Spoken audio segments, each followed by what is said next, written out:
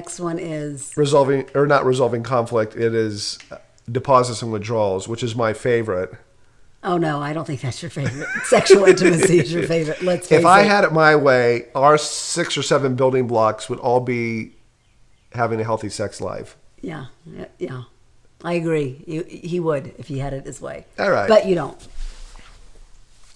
Okay, another one of our building blocks to having a successful and growing and thriving marriage is we use this metaphor called deposits and withdrawals.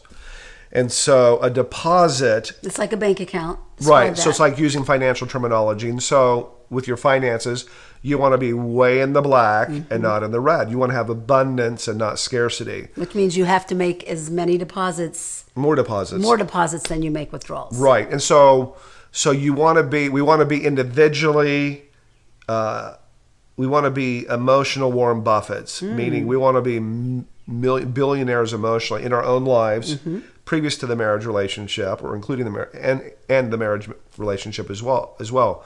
So deposit is a decision that creates life, joy, hope, and peace into your heart and into your marriage relationship. And a withdrawal. Go ahead. I just think of it as like what melts my butter, like the things that you do. Like this is so funny. When we got early in our marriage, like I love to cook. And so I would like make a really special meal, and when Ty would come home, I'd be so excited, and he would eat the meal, and he appreciated it, but it wasn't like I didn't feel like I was getting the mileage that I needed to out of that. You didn't get the response you were Right, hoping and for. it's not like he didn't want to eat or he didn't want me to cook, but whenever I would verbally encourage him or say nice things to him or about him, would be like his heart would just, like the Grinch that stole Christmas when his heart got bigger.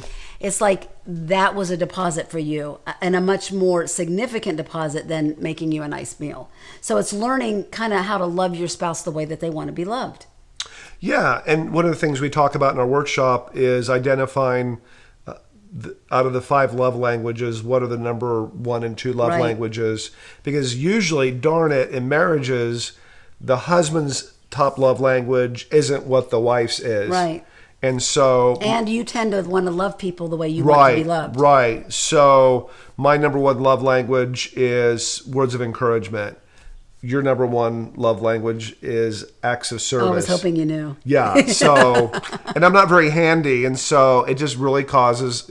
Yeah, that's an area that we've had to work hard on. It's caused some conflict. Yeah. Like just the other day. So like for Terry, the biggest deposit, one of the biggest deposits I can make in her heart bank, is to clean the garage completely, like move things out, sweep it, hose it out. Better than giving me a present. Yeah, for real. And then I'm thinking of a withdrawal. We probably should share a withdrawal. Yeah, and go for for Ty, it. it's so funny. I'm a morning person, and I'm a chatterbox in the morning, and he is not a morning person. And I would drive him crazy by just, first thing in the morning, what about this? And I've been thinking about this, and I want to tell you this. And he'd be like, you're smothering me. So we had to come up with a rule.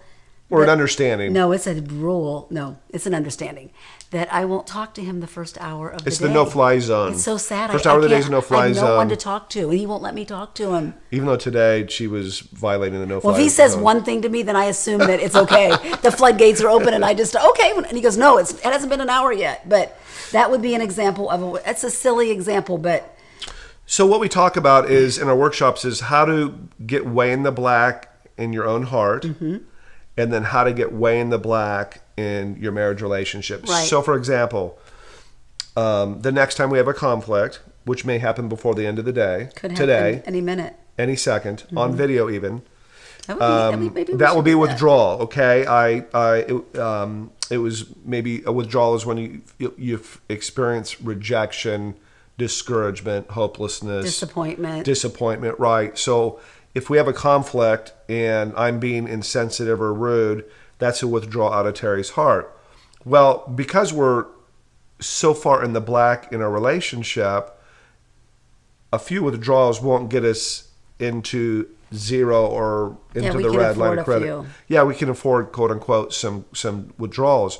Where a lot of couples, a lot of individuals are in the red, they're in deficit in their heart bank, and then they bring that into the marriage relationship, and it's low grade at best crisis all the time in the marriage relationship. And so We help couples identify what's a deposit Yep. in their own heart, and then in their marriage relationship, what's a deposit. And we even do worksheets and have couples take time and define what are the 3 to 5 deposits for their own heart.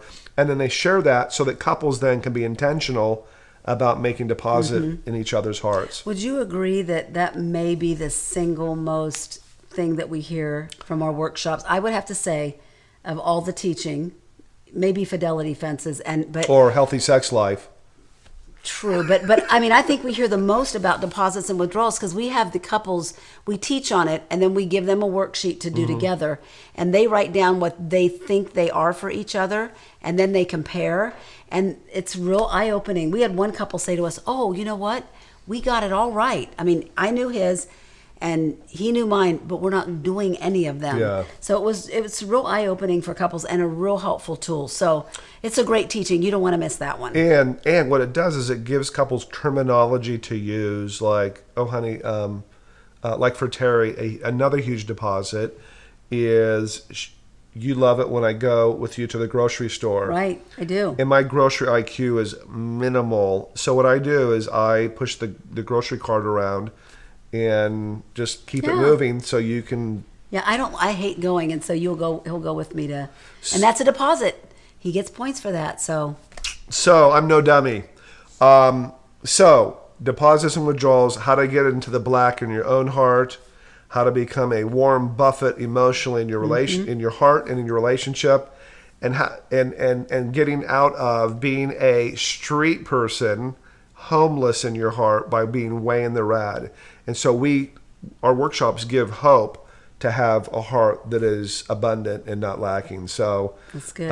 That's good. Anyway, we would love to have you be a part of We would. getting in the black.